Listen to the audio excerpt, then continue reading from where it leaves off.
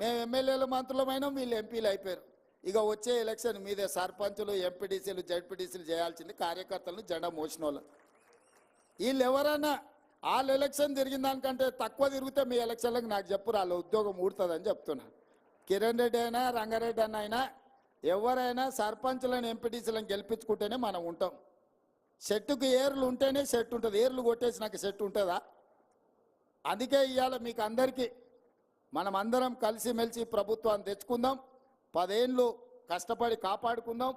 మన ప్రాంతాన్ని అభివృద్ధి చేసుకుందాం. మన మా పిల్లలు కూడా పరీక్షలు కొందరు వాయిదేరు, కొందరు ముందు కోరు, కొందరు వెనుక కోరు అంటారు.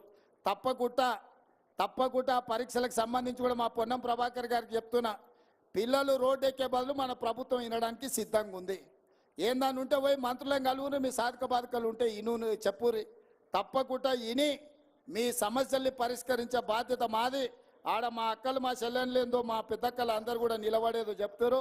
మా మల్రెడ్డి రంగారెడ్డి గారు మా కిరణ్ కుమార్ రెడ్డి ఇద్దరు పోయి వాళ్ళతో మాట్లాడి వాళ్ళు ఏం కాగితం తీసుకొస్తారో వాళ్ళ సమస్య ఏదన్నా ఉన్నా మనం పరిష్కరిద్దాం. అక్కలందరే పోలీసులు ఏమనకురా, వాళ్ళు ఎవరు మనోళ్ళే కదా, ఇంత దూరం వచ్చి ఇన్ని గంటలు కూర్చుంటే వాళ్ళు మనోళ్ళే కదా.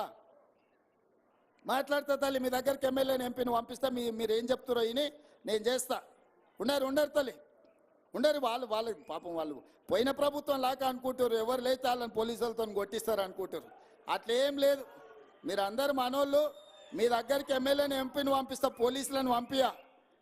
మన ఎమ్మెల్యే మల్రెడ్డి రంగారెడ్డి గారు, మన ఎంపీ చామల కిరణ్ రెడ్డి మీ దగ్గరకు వస్తాడు.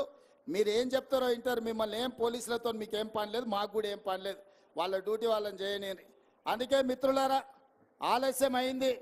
మరొక్కసారి ఈ కార్యక్రమాన్ని ఏర్పాటు చేసిన అందరికీ మనస్ఫూర్తిగా అభినందనలు తెలియజేస్తూ మీ అందరి దగ్గర సెలవు తీసుకుంటున్నా. జై కాంగ్రెస్.